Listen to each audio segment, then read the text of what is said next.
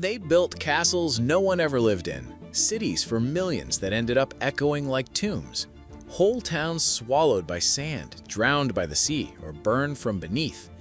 These places were meant to thrive, until something went terribly wrong. From Arctic ruins to desert illusions, you won't believe how fast dreams collapsed. And when you hear why thousands fled Pripyat overnight, you'll understand why no one ever went back. Burj Al Babas, Turkey. They wanted a luxury fairy tale. Instead, they got rows of empty castles. In 2014, the Saro Group began building over 700 stone mini-palaces in Madornu, a town tucked between Istanbul and Ankara. Each one was styled like a French chateau, towering turrets and all. Prices between $370,000 and $530,000 per unit. The target market? Wealthy buyers from the Middle East. There were big plans, a shopping mall, thermal spas, even a movie theater, all powered by the region's hot springs, where underground water boils at over 150 degrees Fahrenheit. That's massive. These houses were supposed to have their own private baths of like thermal water. But by 2018, only about half the homes had buyers. Then the economy tanked, oil prices dropped, investors vanished. The company owed over $27 million and went bankrupt. Today, Burj Al Babas is a frozen fantasy. Hundreds of castle shells, lifeless and locked behind fences. Locals never liked it. Environmentalists hated the trees being cleared. And yet, it still stands, haunting the Turkish countryside with dreams that never finished. Ordo City, Inner Mongolia, China. If Burj Al Babas was a fairy tale interrupted, Ordo City was a mega dream that overshot reality. Built during the coal boom of the early 2000s, Kangbashi district in Inner Mongolia was supposed to be the crown jewel of China's modern expansion. Government officials poured in billions, planning a futuristic city for over 1 million people across 130 square miles. Streets, towers, stadiums, all constructed. But by 2009, most buildings stood empty. International headlines branded it the Ghost City, especially after journalist Melissa Chan walked through quiet neighborhoods with more stray dogs than residents. But some say that label was unfair. But what about this Ghost City thing? Do you think it needs some time, but the ghost will be gone? Author Wade Shepard called it a work in progress, and he had a point. By 2017, the population had reached over 150,000, but that growth came at a cost. Residents were often relocated government workers. Infrastructure quality was questioned. Some buildings cracked within years. Still, right now, Kangbashi is alive, sort of. There's a museum, a library, and a slow but steady climb in population, but it remains a city that sprinted before it could crawl. All shine, little soul. Then there's Pripyat, not abandoned by economy, but by disaster. Built in the 1970s to house workers of the Chernobyl nuclear plant, Pripyat was a Soviet model city. Nearly 50,000 people lived there, most of them young families. It had everything: schools, hospitals, shops, cinemas, even an amusement park with a Ferris wheel scheduled to open on May 1st, 1986. But on April 26th, Reactor 4 exploded.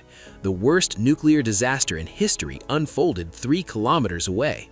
There has been a nuclear accident in the Soviet Union, and the Soviets have admitted that it happened. The eerie part? Residents weren't told right away. Evacuation only began 36 hours later. Buses arrived, families left thinking they'd return in a few days. They never did.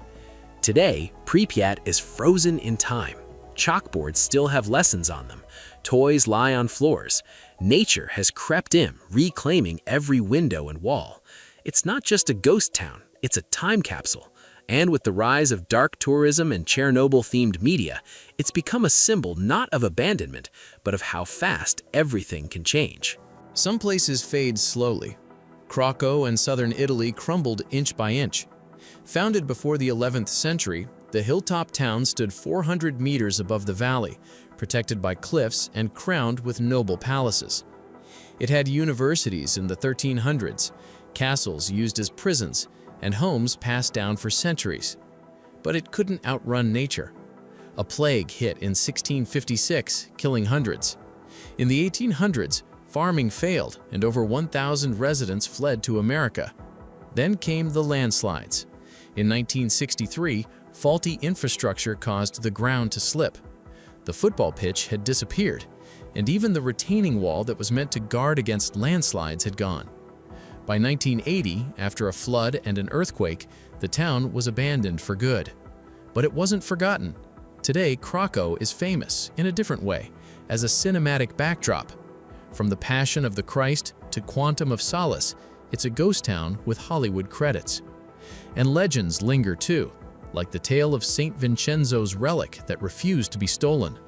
"Take me home and give me music," a voice is said to have whispered. And every year, music still echoes through Krakow in his name. Like Krakow, Rohudi clings to a cliff, but in this case, the Aspromonte Mountains. Founded around the year 1050, the village sat high above the Amandolia River. It was rugged, remote, and ancient. People spoke Greco, a dialect rooted in old Greek settlers.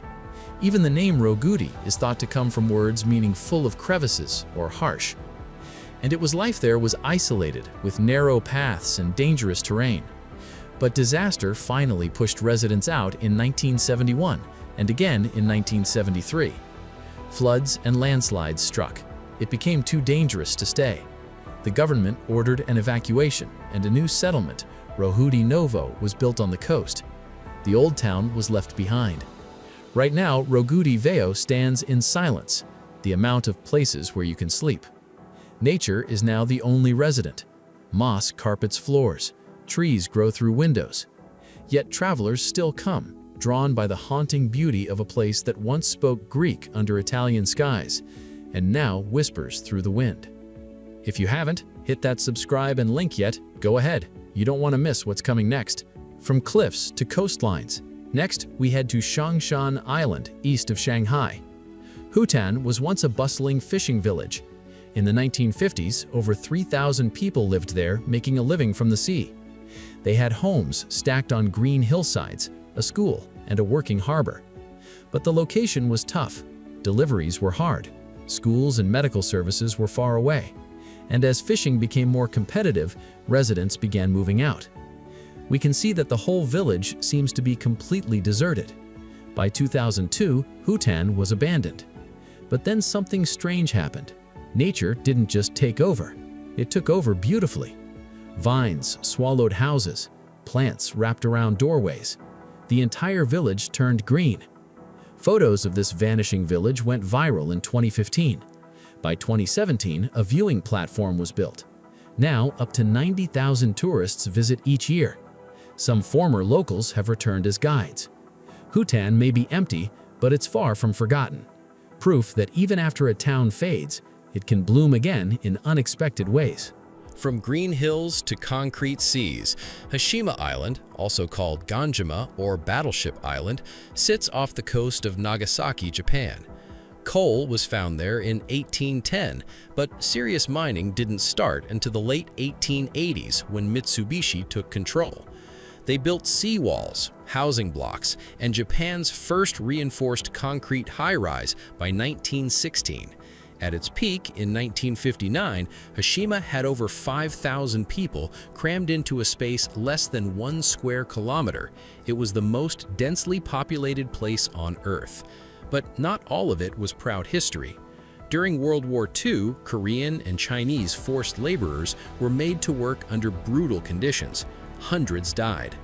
When coal declined in the 60s, so did Hashima. Mitsubishi shut it all down in 1974. The island was left to the sea.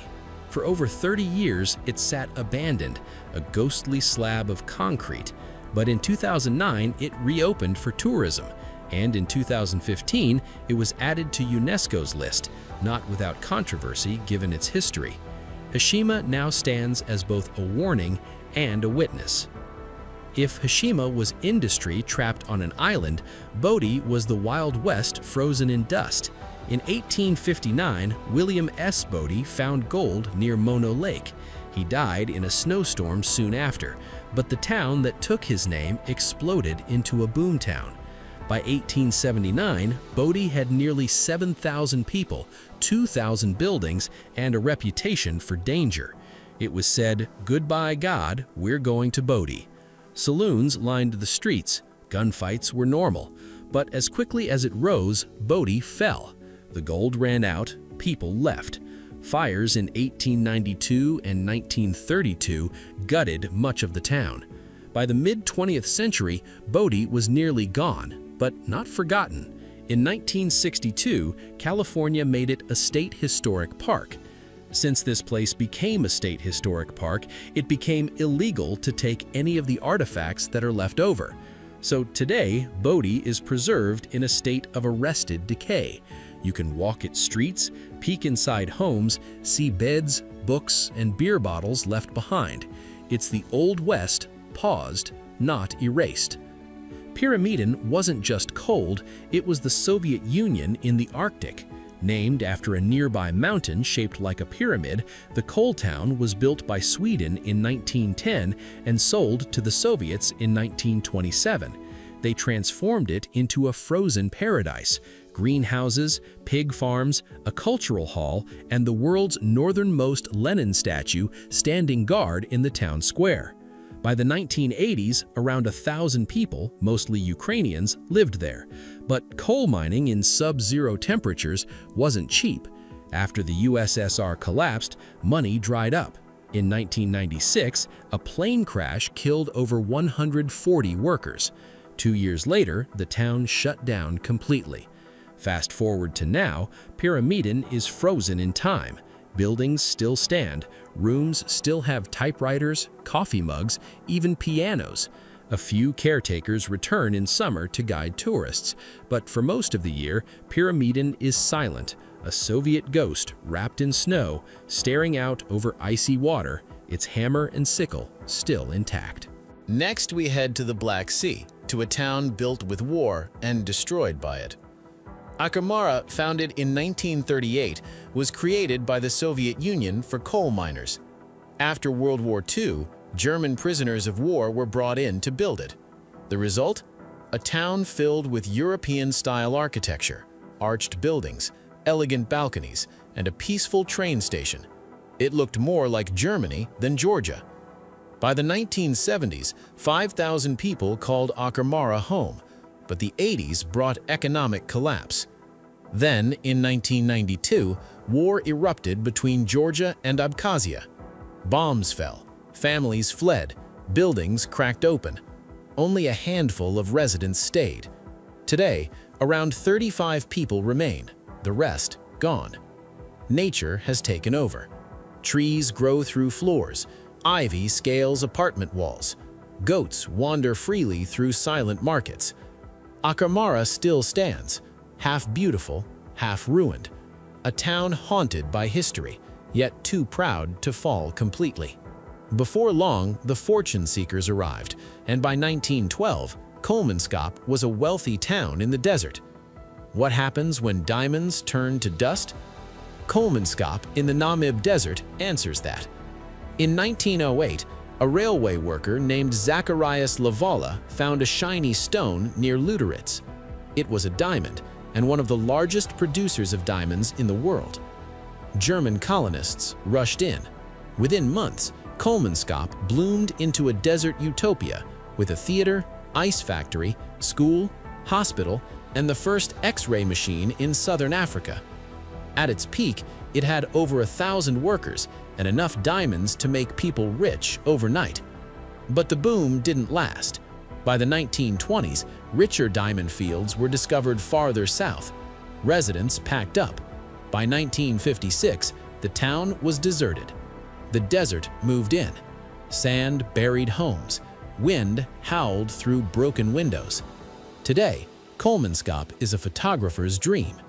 Ghost houses filled knee-deep with sand dunes, doorways half swallowed, chandeliers hanging over emptiness. It's luxury and decay locked in the same room.